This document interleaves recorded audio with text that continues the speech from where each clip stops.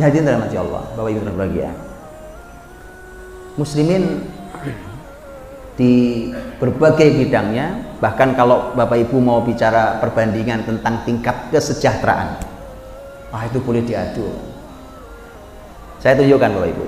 Ini dialognya salah satu gubernurnya Umar bin Abdul Aziz dengan Umar bin Abdul Aziz. Khalifah Umar bin Abdul Aziz di masa dinasti Bani Umayyah.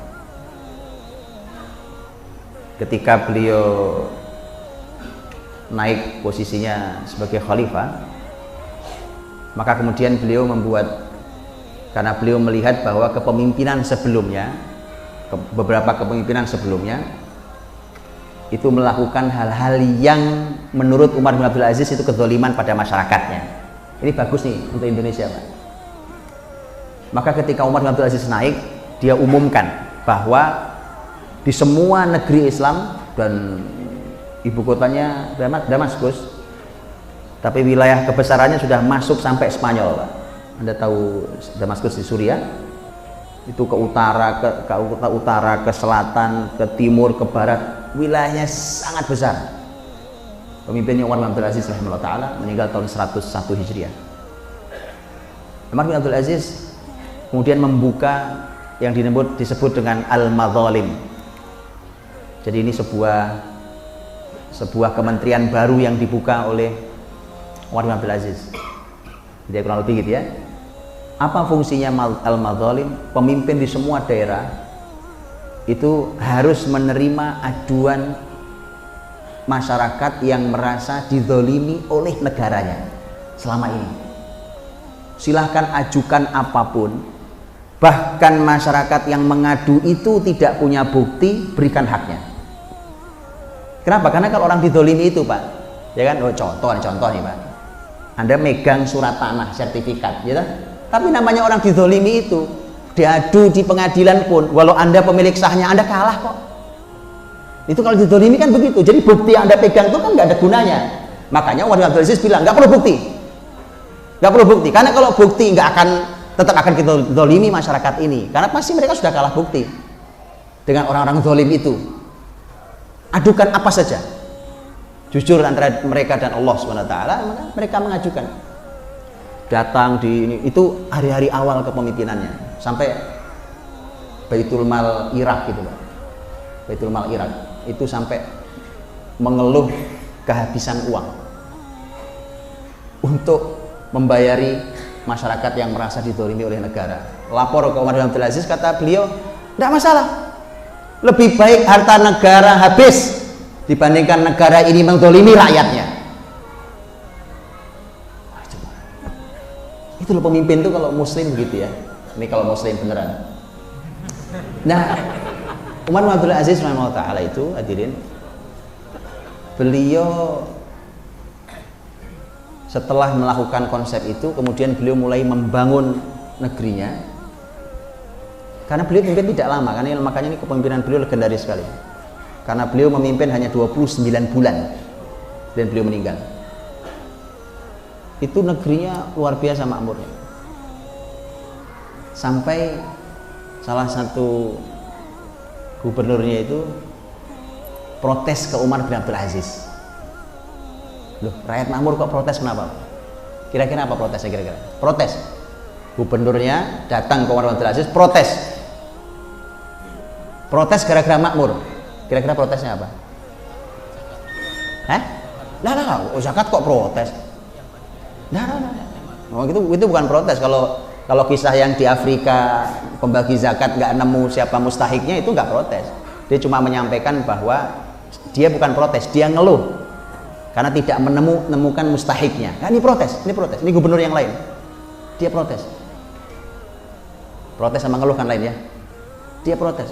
Anda tahu kenapa protes? Gimana Ustaz? Kok nggak ada kerjaan? Orang makmur. Nggak perlu kerja gitu ya. Protesnya gini, Ustaz. Karena rakyat itu menjadi kaya. Ya maklum, Mbak. Kemarin masyarakatnya serba susah. Beli barang-barang nggak kebeli karena harga naik, duit nggak ada. Gitu ya. Kemudian Begitu di masa Umar bin Abdul Aziz, masyarakat pegang uang banyak. Karena selama ini tidak terbeli, maka mereka membeli apa saja. Duit ada, oh, ini ada dibeli, ini ada dibeli. Karena kemarin-kemarin nggak bisa beli, paham ya? Maka sang pemimpin ini, nah ini hebatnya Islam. Islam itu memimpin bukan cuma pemimpin politik, Pak. Yang dipikirin gimana politik, gimana memolitiki teman-temannya. Bukan itu. Tetapi yang dipikirkan adalah karena sang pemimpin juga sang pendidik loh, Pak. Kalau antum baca politik dalam Islam, walaupun nggak pas kalimat politik, as-siyasah syariah, gitu ya, siyasah syariah. Al-Mawardi umpamanya dalam kitab Al-Ahkam Sultaniyah, beliau mengatakan para ulama itu Islam ketika mendefinisikan as-siyasah politik, as-siyasah syariah, itu kan sebenarnya kan terdiri dari dua hal. Politik Islam itu harus terpenuhi dua target besar. Yang satu adalah hirasatuddin, yang kedua adalah siyasatud dunia. Hirasatuddin itu jaga agama Islam ini. Jadi kalau pemimpin nggak bisa jaga agama Islam ini, ya itu nggak masuk di politik Islam, Pak. Mau dia muslim, mau dia ngajinya puluhan tahun, tapi kalau begitu naik dia nggak bisa jaga agama ini, itu nggak masuk siasat syariah. Al-Mawardi katakan, hirasatuddin, jaga agama ini, itu tugas pemimpin. Dan yang kedua baru siasatid dunia, bagaimana berstrategi, bersiasat untuk dunia ini. Di dunia ini kita harus berstrategi yang canggih untuk bisa memakmurkannya. Nah, maka pemimpin gubernur itu kan beliau merasa bahwa ini ada yang salah di masyarakat, punya duit kok jadi beli apa saja. Beli apa saja itu di dalam Islam tidak benar, Pak.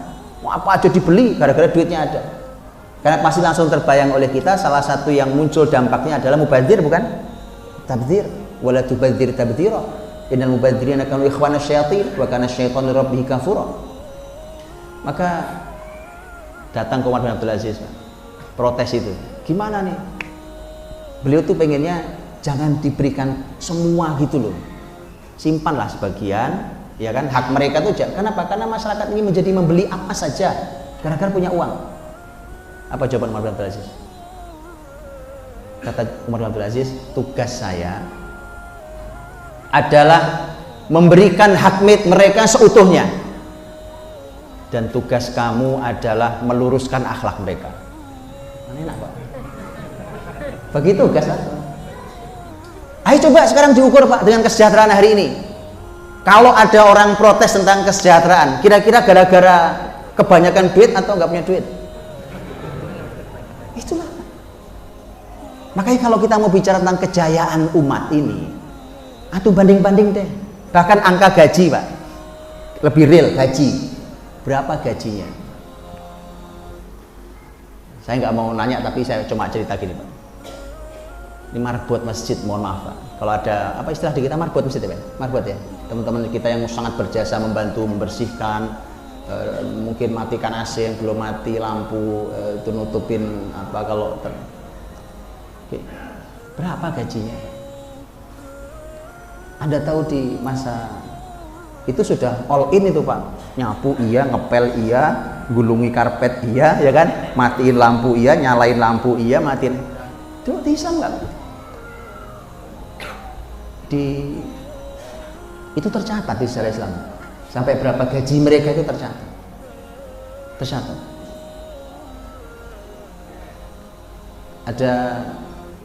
Dulu ada seorang menteri luar biasa namanya Rashiduddin Fadlullah Al-Hamadani.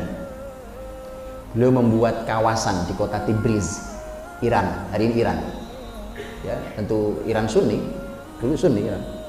Di kota Tabriz dia membuat kawasan, sampai kawasannya dinamakan kawasan Roshidi.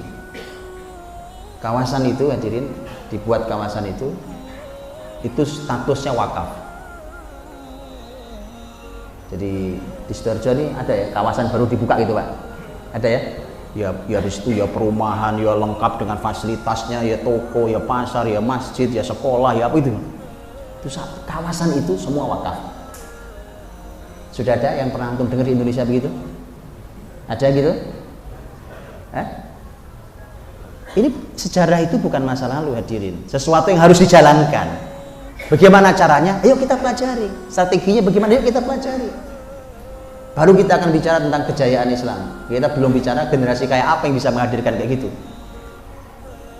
Bikin masjid besar tentu di kawasan itu sebagai sentral kehidupan muslimin. Itu ada orang yang kerjaannya cuma buka nutup pintu, Pak. Ini namanya bawab. Ya, bawab itu kerjaannya buka nutup pintu, karena nanti bagian nyalain dan matiin lampu lain lagi orangnya. Lain lagi yang kerjaannya mematikan dan menyalakan lampu. Itu bawab sama yang matinya itu. Bawab itu gajinya 30 dinar setahun. Dinar di masa Rasiduddin itu, 1 dinar itu dibuat 3 miskol. Gini gampang hitungnya. Itu kalau dirupiahkan, Pak.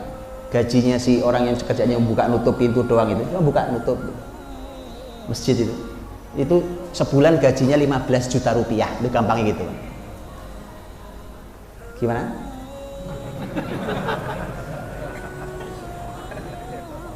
Makanya tadi kan berapa marbot masjid digaji, Pak? Itu udah all in kerjanya kan? Makanya saya bilang, Pak, ini masalah Anda mau bicara Islam itu bicara segalanya. Kemakmuran iya, kesejahteraan iya, kebahagiaan iya, kenyamanan iya, keamanan iya, keadilan iya. Begitu itu Islam, Pak. Cuma karena kita ini tidak belajar itu semua, kemudian kalau nyebut syariat Islam tuh rasanya pada ketakutan ya. Mbok yang ngaji, Pak. Ngaji. Bukan ngopi, ngaji. Hah? Ngaji, Pak.